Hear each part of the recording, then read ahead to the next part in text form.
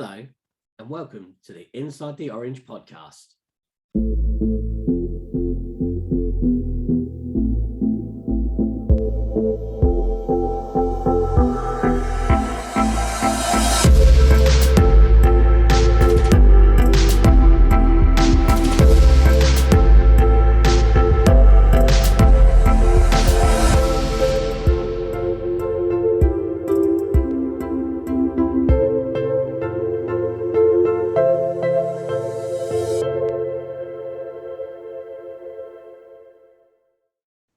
Welcome back to another episode of the Inside the Orange podcast. Firstly, I want to say a massive thank you to last week's guest, James Lindsay, who spoke about mental health and Watford Football Club. If you haven't caught the episode yet, then please check it out. The links will be in the show notes and description. So my guest today is known as a cage rattler.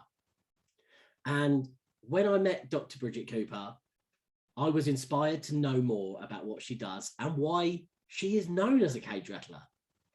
And so she's on the Inside the Orange podcast today, and we're going to open up that cage, and we're definitely going to be rattling it. So before we get into the interview, here's how you can get in touch with the podcast. To get in touch with the podcast, you can find us at insidetheorange.co.uk. You can email us at insidethisorange@gmail.com. You can find us on Twitter at OrangeWhats, Orange WHATS. On Instagram, Inside the Orange. On the Inside the Orange podcast Facebook page, or you can find me on LinkedIn. It's Richard Stevens, motivational speaker and creator of the Inside the Orange. All these links will be available in the description and show notes. So my guest today, I'm so excited to be interviewing someone that's called a cage rattler. And I think in this day and age, it's so incredible that we do start rattling some cages. So I'm honoured to say Dr. Bridget Cooper joins us on the Inside the Orange podcast today. How's your day been so far? My day got just better a couple of minutes ago when I got on the air with you. It's going pretty well. I'm in the middle of a kitchen renovation. If anyone's ever taken that on, it is fraught with challenges and uncertainties and, problem solving. But the end result is always where we need to focus our attention. So today, right now, I am immersed in here, so I don't have to think about what's going on over there. So how are you doing today? I'm very good, and I'm pleased that I'm a happy distraction. I think that's quite a good way to be today. Very happy distraction. I was like, yes, I get to talk on the Inside the Orange podcast today instead of thinking about the fact that I don't have a sink. So this is perfect. So we're going to get to my favorite terminology from you, or cage rattling. We're going to get to that. But tell us about you. Tell us who Dr. Bridget is. Wow. Well, it's hard to describe myself without using cage rattler, but I am a mom. I am a friend. I am a professional working with people and corporations in trying to alleviate suffering and increase abundance and really finding the joy even in the frustrating moments that we find ourselves here in life. And I'm just a friend and a companion on this journey we call life. Brilliant stuff. And I'm gonna allow it now. So come on, let's open the cage. What is the cage rattler all about? Come on, tell us. So years ago, I had a colleague who was challenging me on my business and trying to get me to really step into the fullness of the contributions I could make in the world. And she said, what are you? And I said, a consultant or a coach, and now if you turn around, you bump into 5 coaches before you get to the corner. And I had started my coaching business, a decade and a half ago. So it seemed, I felt like I was being lost in that shuffle. And so I thought, what am I really? And I was driving. Most people have their greatest, inspirational thoughts when they're in the shower. Not me. I can't think of anything but not getting soap in my eyes. But when I'm driving, I get some really inspiring tidbits. And I was driving one day, jamming out to probably Fleetwood Mac or something. And I thought, cage rattler. That's what I am. I'm a cage rattler. Like, I rattle the cages that people are trapped in, that they have the key to, but they don't even know where to find it. And I help them. I let them see that they're in a cage, that they're like trapped in this thing of their own making, or the making of others that they've allowed to kind of still take hold around them. And I help them find the key so they can get out.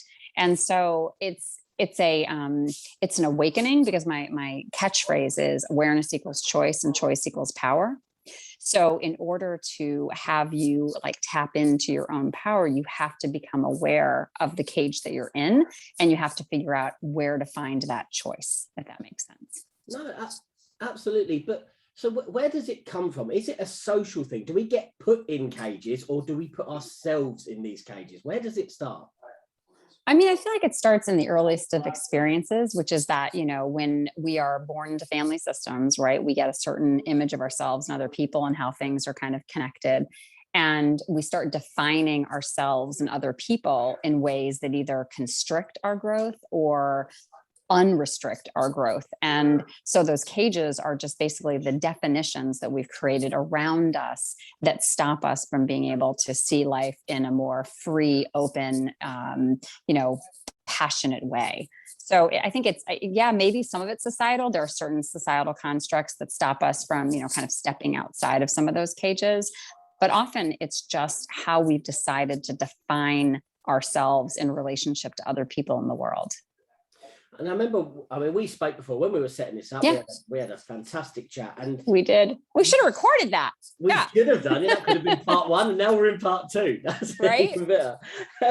But we talked about how close it is, but you're not a therapist, are you? But how do you draw the line of helping people without becoming a therapist? Can you talk about that? I love elaborating on this. So, my moniker is Dr. B, and my doctorate's actually in educational leadership, but my master's degree is in marriage and family therapy.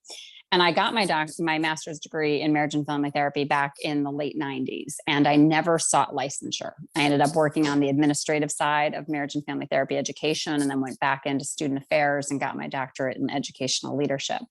So I'm trained as a therapist, but I'm not licensed as a therapist. And I see a very clear distinction on that, because licensed therapists go through continuing education credits. They are, monitored by, state and federal agencies. They have a lot of things that are helping them to refine their craft and make sure that they're able to diagnose and to treat a multitude of psychiatric, disorders and challenges. That is not what I do. However, because I was trained as a therapist, I have therapeutic interventions and a therapeutic mindset and a filter through which I see people and can help equip them for the changes that they're trying to make. Many of my clients who are challenged with long-term trauma or anxiety disorders or depressive disorders, they also have a therapist with whom they speak about those things and who monitor their, whether it's medication or, other forms of therapy that assist them in alleviating some of those struggles. Whereas working with me, we're very much goal-directed in shifting communication patterns, thought patterns, relational patterns that are very tactical, practical, and goal-oriented, which some therapy feels like that. But again, I said, and I talked about it, talking with a friend can be very therapeutic. Talking with me can be very therapeutic. Talking with you can be therapeutic, but it's not therapy. And there is that distinction. So I try to make sure that I'm not, giving anybody the impression that just because I am educated as a therapist, that I can function as a therapist. I will not disparage or diminish the contributions of my colleagues who are therapists by saying that that's who I am. No, I think that's very fair, because, we discussed this, and I remember a friend of mine, when I started the podcast, got me a cup that said "Podcasts are my therapy," because, like you said, a conversation is therapy to someone. It is that point. But for trained therapists and people who are governed and made sure they're doing it, you do have to give that kind of awareness of them, don't you? Really, it's absolutely because I wouldn't want someone. I actually taken intake calls from people who have told me about severe psychological distress that they've been under, and they ask me if I can coach them. And my first question is, "Are you working with a therapist?" And oftentimes, they'll assign a release for me to actually speak to their therapist to talk about the work that they're doing. And it can be helpful to have a team approach, because I'm working on I'm working on much more surface level, kind of things, whereas therapists may dig deeper, because again, they have the licensure and the accreditation and the training and practice that I do not have. So I like to make sure I keep that line real clear. So with this kind of thing, so this is very much on an organizational level. So it's when people work in businesses, obviously. And one of the things I do like you saying is you treat organizational diseases. Now, can you just clarify what that was? Because again, when we first spoke, it for me, it feels like when businesses are wrong, it's not always that case, is it? There's more to it than my business doesn't understand me. Is that fair? Right. So, when people come together, whether they're in family systems or organizational systems, there is distress, because people have, I teach, conflict and negotiation at the graduate level. There are challenges in interacting with other people, and we don't hang up what I call our crazy at the door. So if we grew up in a dysfunctional family system and we have crazy relationships outside of work, we don't walk into work and like, woo, everything's good, we're clear. I talk to people, there's so much stress happening at work because of the way that we're interacting with one another. And it's because we're all bringing our own frameworks, our own distresses, our own stresses, our depression or anxiety, or, dysfunctional communication patterns, whatever those things are, into the workplace. So for me, what I go in and do with an organization or with a team is to help them figure out what those, like, diagnose that condition, like what's going on, what's distressing people, where communication, systems breaking down, where organizational systems not working, for the good of the organization and the people in it, and then treat those things so that they can work better. Because, the problem is kind of a cyclical thing. You come into work, if you have a dysfunctional, work system, you're going to bring that stress home. You have stressful home life, you're going to bring that to work, and round it goes. And there's a lot in my fourth book called Power Play, where I talk about the cost to organizations of having the stressful conditions that people are under, whether it's at work or at home or both. It's costing organizations billions of dollars a year. And so having someone who's coming in and looking at the organizational health of people, it helps diminish those costs, both monetary and otherwise. And I think a question that kind of springs to my mind from that is, do you go in, is it necessarily a problem, or is it a time that you can go in and health check places and make sure things don't get too out of hand? Is that something you're proactively doing, or there's a problem called Dr. B? It's kind of like, and if I can be so sexist as to say, it's like men and doctors. You go when you've got big problems, right? So most people are calling me not at their annual physical time. They're calling me when the ship is going down, right? So sure, I love to be proactive and kind of keep people up at this point. But I find it's like any other kind of treatment. People wait until they're hitting their almost rock bottom before they're like, help, SOS. So I'm usually coming in when things need to be triaged. The exception to that are really smart leaders who are bringing me in because they're coming into a leadership position. They've either been elevated or reorganized or transferred, and they want to set a cultural norm with their organization, with their team.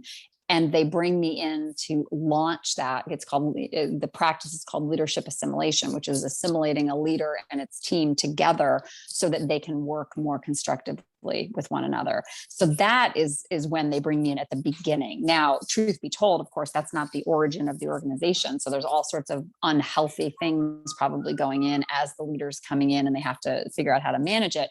But at least it's at the beginning of their trajectory and helps them set that tone properly to be able to have the most healthy organization they can. And again, I'm going to ask a bit of a loaded question here, but my favorite kind. Yeah. The organization, again, I'm asking you to talk on behalf of the organization, which might not be very fair, but do you think it's a thing about weakness? Is it a thing of showing weakness that they let themselves get to this position, or maybe? I mean, speaking on the behalf of the organization is just a combination of people, right? Leaders and followers and the like.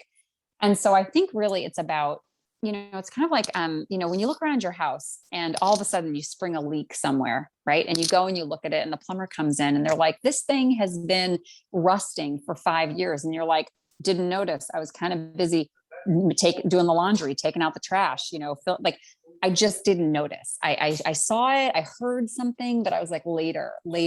And I think that's what a lot of groups of individuals do, is they're just like, little later. And that's what they're struggling with. It's not about trying to not do the thing that they want to do or need to do. It's just that they're too busy doing other things. They're killing other prey, and they haven't seen this other threat over here off to the side. And that's a very good analogy. We don't always see, we can't see everything, can we? We can't be everywhere at every single part of the day, can we? So right. It's important. You're currently undergoing a kitchen renovation that obviously needed to be done. Yeah, like real time, like they're relocating a thermostat as we speak. I'm seeing them in the other room. I'm like, they're looking at the wall. Something's happening. So yeah, absolutely. Real time. And you're still going. You're still pro and you're still going and getting it done. Doing my best. Why my headset's in and you're not on speakerphone. So there you go. No, but it shows we all have challenges in life. We all have things that we have to balance, and sometimes things take priority, don't they? In things like that, and you have to deal with them. Amen. Absolutely. So one thing I liked was I like a lot of your things, sorry, but something that stuck out to me as well is you can only like one thing. That's fine. You can have just one. It's fine as long as you really love it. If you really, really love it, we'll let you have just one. Okay, but go ahead. Yeah. No. Well, it is 3 things, so it was the best way to start an interview question. Overcoming attitudes, tactics, and patterns. That's what your work is. Yes. How do you how does that work then? So I'm really trying to understand what you do and how you do it, but where does the attitudes come from? Is it negative attitudes? Is it the wrong attitudes, or is it just building great attitudes? Right. So, and I apologize if you just heard that drilling in the background. So, I think for me, it's about that. It goes back to that tagline of awareness equals choice and choice equals power, which is to say that in order for me to help you figure out what it is that is going wrong in your life, because most people come to me with a symptom, right? Like my marriage is on the rails. I've gained a bunch of weight. I'm not getting promoted. I've had high turnover in my team, whatever it is, right? They're coming to me with the symptom. They're not coming to me with the problem. So the first thing that you have to do when someone comes into you and they've got like a pain in their side or whatever is do some diagnostics. So for me, the diagnostics are not just me. They're the person I'm talking to. Like, well, tell me exactly where the pain is. Like what's been happening before? When does this shown up before? What have you tried? And once we figure out where the issue is coming from, we kind of diagnose the problem. I might throw something at the wall. I'm like, what I'm thinking is maybe does this fit? How does this land? And people say, absolutely not. That's not the case. Or, whoa, mind blown. That's absolutely what's going on right now. That's the first step, is creating that diagnosis, that chain that tells me where it comes from. And once I know where the issue is coming from, then we can start building awarenesses about how people got there. So one of the things I talk about in Pain Rebel, which is my latest book, is about contracts, is that when we are children and, into our young adulthood, we sign what I call contracts, which is basically, I agree to believe this thing about myself and other people, and I'm going to operate under these conditions because this is what I believe to be true. And until we see it as a contract and not as a truth, and realize that we can break contracts, truths are unequivocal, right? We can then break the contract and find a new one. So if we believe that, love must equal suffering, that's a contract. That's not truth. So we can break the contract and say, no longer do I believe that. I believe that, love can mean something else. Then I can work on that contract and abiding by that contract and not having our behavior go off of a contract that doesn't work for us. So that's kind of how the work looks, if that makes sense. No, 100%. And I love the idea of breaking it away. One thing that I think this is why you're a great guest for the podcast, is that I want to celebrate the differences of people, but I also want to appreciate the similarities. And one kind of question is do you have this time where you see everyone comes to you and thinks they are the only one, with that problem. They're the only one living that life, but actually, like you say, you can diagnose it because there's examples of it out there. Is that fair to say? Oh, absolutely. People all the time, they're like, I must be the only one. I'm like, I wish you were, but you're not. Like most people think because we keep secrets, right? We keep shame is the thing that keeps us away from being able to make other people aware of the thing we're struggling with. So they hide it. And in that shame, they believe that they're the only one struggling with it. But that's absolutely not the case, right? There is always someone else who's dealing with that, right? And that's just what happens. So if you think that you're the only one, know that you are absolutely not. You may have the particular things like the circumstances, like, parents divorced at this age, or I, developed, this at this age, or whatever this is. Those particular things may be fairly unique, but the way that you've related to it, the things that you've done with it, the behavior patterns that you've developed, nope. I like to say we're just not that special. Like there are just some things that connect us all that we have a lot more in common than we don't, for sure. And just going back, and I want to get into your books in a minute, but you talked about the contract. Yeah. And is it a case that you when you say you break a contract, is it a goal that you have to kind of work towards? Is it something you can just completely say, right, we're getting rid of that? Or do people have to take a kind of step program to get to that point? Is it a straight break, or is it a bit of work sometimes? I think it depends on the person. I find it's like 2 steps forward, 1 step back. So what happens is people are like, I'm not going to live by this contract anymore. So they write down their old contracts, they write down their new contracts, right? And when we talk, they tell me an example of something they struggled with this week. I'm like, and I tilt my head, on the call, they can kind of hear it. And I say, what contract is that? They're like, old contract, right? So it's this repetitive, because again, people get to me when they're 30, 40, 50, 60 years old, right? They've been working these contracts for a real long time. Like they have behavior patterns, they have entire like households built on that foundation, And so they have to go back and actually challenge that in a way that is uncomfortable and unfamiliar. So they have to keep repeating that and finding like, okay, I'm in this situation. I'm going to do this differently. I'm going to not walk in the same door I walked into before. I'm going to walk in a different door. Like I gotta break that groove.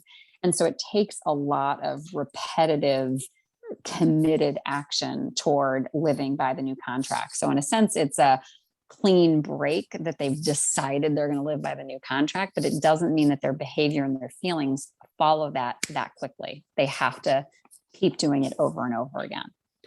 And are there any kind of signs? So if someone's listening today and their ears are pricked up and gone, hang on, this is big. Is there any kind of thing that would say, give you a call tomorrow? Is there kind of, do you know where I'm going with that? Is there? No, keep going. Yeah, keep going. So obviously if people are listening and they start to feel, hang on a minute, a lot of what Dr. B saying it, that makes lots of sense, but I don't think that's me. What is that first step? What is that first step of realizing that they might need you in their life? Listen, first of all, I think everybody needs me in their life. I'm just kidding. But I think I think that it's not necessarily about me. It's, do they need pain alleviated in their life? Do they feel like their life is something more that they're trying to survive or that they're thriving in? If there's an aspect or more than one aspect of their life that they feel like they're trying to survive, they could use some pain rubble. They could use some pain rubble, because pain rubble is going to help them identify those areas in which they are struggling and they're feeling like life is something that they have to survive, and help them identify the contracts that are holding them in that position. That's the trigger point. And for most people, it's most of us, right? Like that we have that. I have not met a person, no matter how healthy, that has not had a contract that has been undermining their growth, development, success, abundance, joy. Everyone has at least one contract in there. It might be subtle. It might be kind of in the background. It's like whispering in the wind, but it's there. And if they could identify it and decide to break it and make, a consistent, purposeful action to do that, yeah, they could be a whole lot happier, a whole lot better, a whole lot more successful. So what kind of success do people look at when they leave? Is it all organizational? Do you see, and again, I'm being very careful because of the therapy kind of area, but do you see people going, look, my life is better, or my job is better? Is it How big is that range? Everything's better. So, when people work with me, if they're working with me in the professional realm, so I work at both in individuals and in organizations. So if they're meeting me at company ABC, they're taking that information and they're taking it home. I have a lot of people who see me in a professional realm and they contract with me on a personal realm because they want to actually dig deeper into the stuff that's going on in their personal relationships. Because again, they're one and the same in a lot of ways. And then I have a lot of people who work with me individually who are then bringing me into their companies. They're like, we need Dr. B because I'm solving this stuff over here, but y'all need to fix this system, right? So then, so we work on the system. So what I find is that if the transfer of those skills is such an easy transfer. It's not like there's personal Bridget and then there's professional Bridget. I mean, sure, there might be some things that I do professionally or some ways that I show up professionally that I might not show up personally and vice versa. But I'm the same human being. I have the same kind of thoughts, filters, challenges, belief systems in both places. So if I change one and I improve one in one place, it's going to transfer to the other place.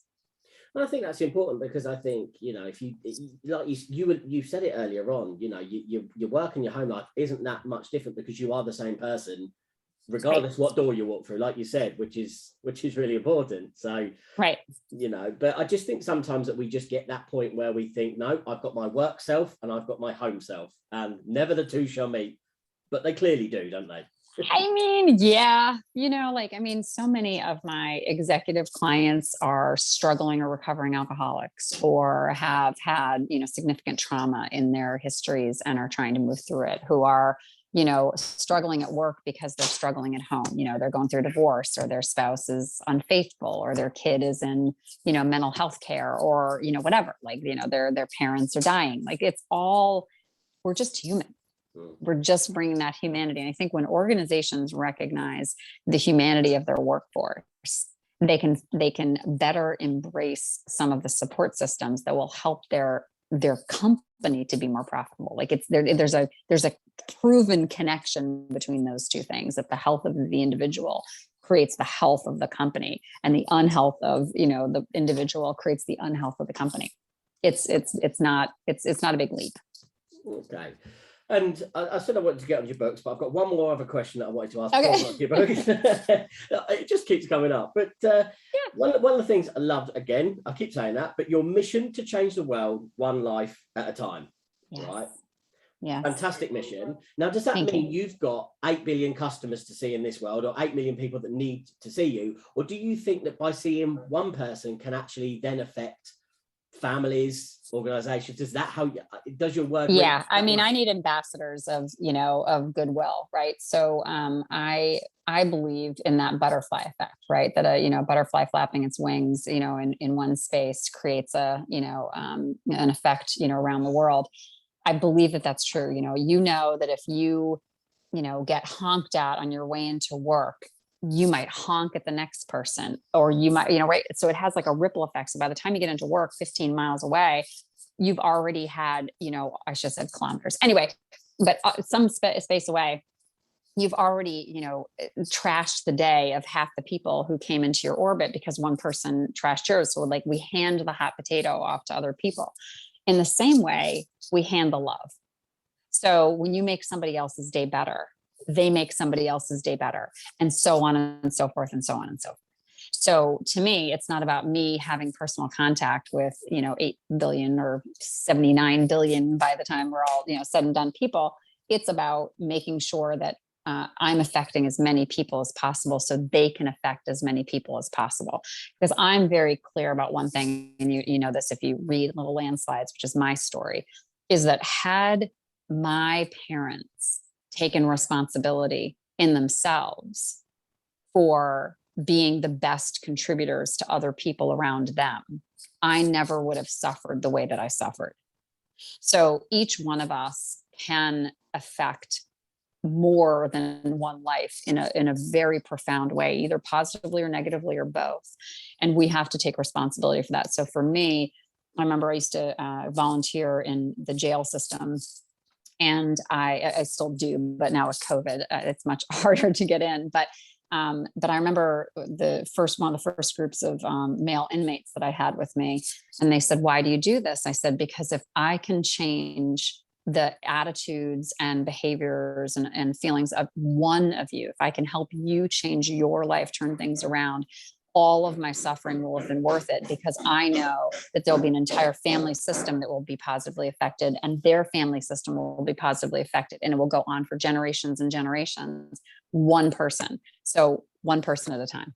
No, and I always say it with guests on the podcast that we're talking to one person. When someone's listening to this, got this in their ears, this is what that, this is for that one person. And we're talking to you. We're talking to you right now. Whoever you are, we're talking to you. Absolutely. Yep. Absolutely. So again, I've mentioned your books. I haven't actually asked you a question about them yet. So this is the time. So you've authored an incredible 6 books. So as much as doing all this stuff, you also are an accomplished author. Tell us about the books. Right. What's the themes? Are they all similar themes, or? Right. So all 6. So there's 6 books. First one is called Feed the Need. It's about conflict and communication. I then wrote a teen edition, which is the same thing, but it's about, but it's written for teens. Mm-hmm. And then then the third book was Stuck You, which is about the change process. And then there is a book, the fourth book is Power Play, which is about the stress, drama, and isolation that happens in organizations. 5th book is My Story, which is Little Landsides. And then the 6th book is Pain Rebel, that just came out last week. So okay. Yeah, that's a lot. I was like, got them all in there. Woo! Yeah, exactly. Yeah. And what made it important? Was it to reach more people, to write the books? Or? Yeah, it was just people asked me, "Why don't you write a book about that?" And I was like, "Sure." So I did, because there was something that I could say about it. So I thought that would be helpful, And obviously, you're a mum. You do a lot of voluntary work. But let's talk for a minute for your mum. Would you encourage your children to read the books? Is it something that you want them to be aware of? Yeah. So I encouraged my children to read Feed the Need Teen Edition. They've read Feed the Need before Teen Edition came out. So I encouraged them to read Feed the Need Teen Edition. I did not encourage them to read Little Landslides, which is my book, because it's a story about my trauma history, because it's written from the first person. It's very raw and personal. And not that I didn't want them to know necessarily, but they're both empathetic. And I thought that would just be a lot for them. That would just be a lot for them to manage. And, but now that they're, almost, my one daughter is an adult, my younger daughter is almost an adult. If they pick it up now, that's okay. We can do that. But yeah, I think that there's a lot that they can benefit from in that. But frankly, they've been living with me all this time. They've probably been listening to my, my stuff. They're like, enough, Mom, we're all good. We don't need any more. We've heard all this nonsense. Yeah. So we don't ask the teenagers what they think about not my teenagers. Like, you can ask other teenagers what they think about my book. They loved it, but my teenagers, we'll just leave them aside. No, and another thing from that. So you've done 6 books. Your Pain Rebel is the most recent. Is there plans for more? I mean, where does this stop, or are you all written out? I don't think I'm all written out. I mean, I mentioned earlier too, I suffered a traumatic brain injury 3 years ago. And so Pain Rebel had been mostly drafted before the brain injury. And it took another 2+ years about 2 years for it to come out, because it just was like trying to focus my energy, my efforts, and just be able to get through that from a brain standpoint was incredibly difficult. So I think there's going to be more books, but I'm going to have to go at them a very different way than I've ever done before. There'll probably be a book about brain injury or chronic illness, because it's something that I can speak to because I know about it now. But we'll see. I think it's down the line. When I wrote my first book, I didn't imagine I was going to ever write another one. And now I have 6. So who knows what's to come. Maybe I'll be like Stephen King, or, Nora Higgins Clark, or whatever, Mary Higgins Clark, or whatever her name is. I'll just have bookshelves and bookshelves of books, but not sure. Yeah. And I think it's important, I've spoken to a few authors on the podcast, and it's important to believe what you're writing. Like you say, you're talking about things, because, and again, this is the thing when you're talking with your kids, you know, Right. if you're authentic enough that if they know what's in the book because they hear it from mum all the time, then you've written the book right, haven't you? Because it is you, you know, that's what being a Right. great author is, I suppose. Thank you. Yeah. I mean, when people read my books, and I warn them about this now because I heard it enough early on in the first, few books, is that when you read it, you're going to hear my voice in your head. If you've ever talked to me, because I write how I write how I speak. So I write in like sentence fragments and whatever, because I want you to hear me the way that I'm talking to you. So it's going to be like we're sitting, out on a, veranda and having a cup of coffee or tea, and we're going through the things that you need to hear. And one thing that kind of strikes me from that, and I've just realized how many times I say one thing, but obviously so many things. Yeah, I only think one thing at a time. But you've talked about the brain injury and things like that.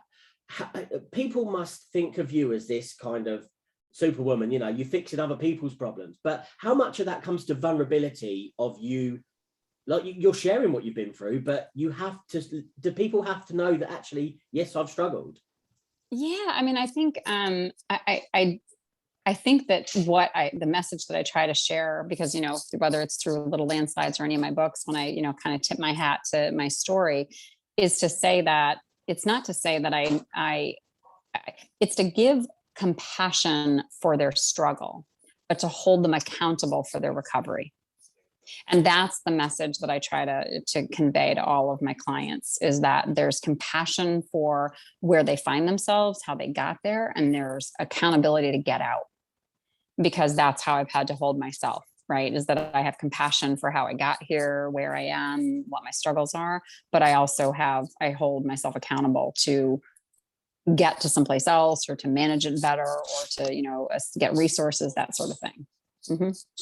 And that's, again, a great thing. And you said earlier on, you do the voluntary work, you do your public speaking, you kind of give back a lot of the author, you a mom. How do you fit all this in? How is it possible? Well, so I do a lot less in the last few years than I used to. I think I was going on a lot of energy earlier when my girls were younger and before the brain injury. It's been a lot different. My cadence and my capacity has really been cut dramatically over the last few years. But I find that what's changed too is that if I am not completely committed to the cause, if I am not incredibly passionate about what I'm doing, I don't do it. And I used to, I think, take things on that I was kind of passionate, or I kind of liked it, or sure, I'll give my time to it.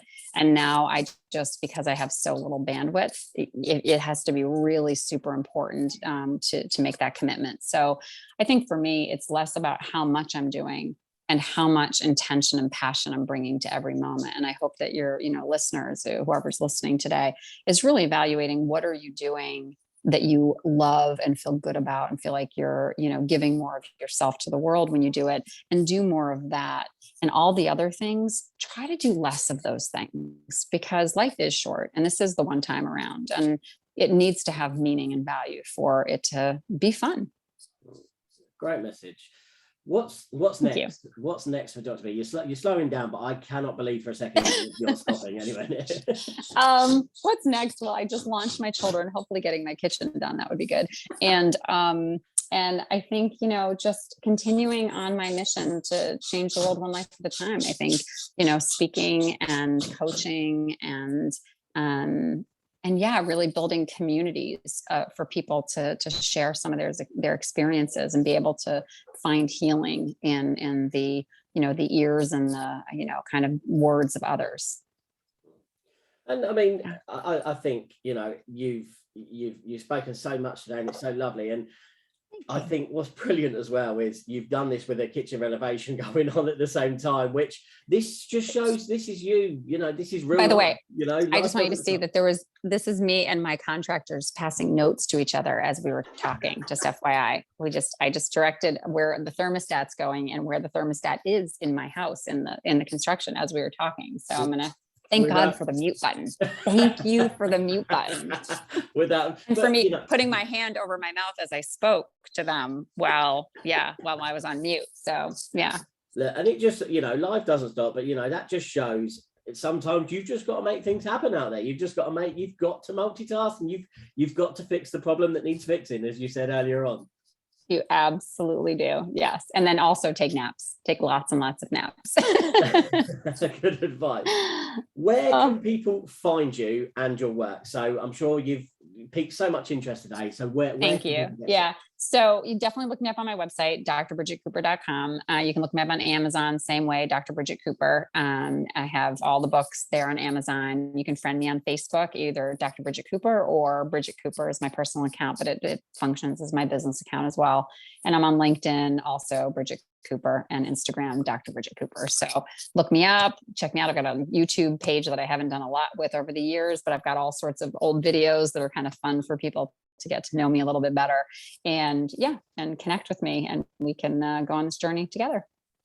And if you've got the chance to either speak to yourself or just give a message today that someone listening just might need it, what's the final message you want to finish on today? That you were bound by your birth for glory and abundance and joy, and it is your birthright to take it. So whatever is standing in your way of embracing that fully, move it, get it out of the way, and go on with just all of the joy and energy that you can possibly absorb in this life. Fantastic message to finish on. Dr. Bridget, Thank you so much for joining us today. Thank you. I love being inside the orange. I'm going to go have one right now, I think. Yeah. My daughter, by the way, goes to Syracuse University, and they are the oranges. So I love being here. They've come up on the Google searches sometimes, but thank you. Absolutely. So much. Thank you so much. Take care. So a massive thank you to Dr. Bridget for coming on and having a little chat, and even more so in the middle of a kitchen renovation. So Dr. B, thank you so much.